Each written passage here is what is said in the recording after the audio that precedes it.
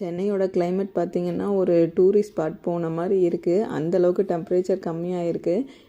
எங்கள் வீட்டுக்கு கீழே வந்து வாழை மரம் குளத்தல் இருக்குது. அதில் ஒரே ஒரு பழம் மட்டும் பழுத்திருக்கு. ஆனால் இந்த காற்றுக்கு மரம் எங்கே விழுந்துடுமோன்னு தெரியலை.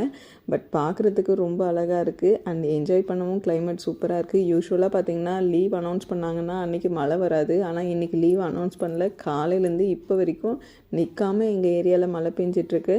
சண்டே பார்த்திங்கன்னா மழைக்கு சூப்பராக சாதம், மட்டன் குழம்பு அண்ட் மட்டன் வறுவல் செய்திருந்தேன். யூஸ்வலாக வந்து நாங்கள் கார்த்திகை மாதம் நான்வெஜ் சாப்பிட மாட்டோம். பட் இந்த வாட்டி வந்து எல்லாருக்குமே உடம்பு சரியில்லை. அண்ட் எல்லாருமே கொஞ்சம் உடம்பு பார்த்துக்கணும். அண்ட் எஸ்பெஷலி சைந்தவிக்கு பிளேட்லெட்ஸ் கவுண்ட்ஸ் எல்லாம் இன்க்ரீஸ் பண்ணணும் அப்படிங்கிறனால டாக்டரே நான்வெஜ் சாப்பிட சொல்லி சஜஸ்ட் பண்ணியிருந்தாங்க. ஸோ அதுக்காக தான் செய்திருந்தேன். யூஸ்வலாக நான் மட்டன் நிறைய குவான்டிட்டி வாங்க மாட்டேன். பட் வாங்குகிற குவான்டிட்டிலே கொஞ்சம் வெரைட்டியாக சமைச்சு கொடுத்துடுவேன்.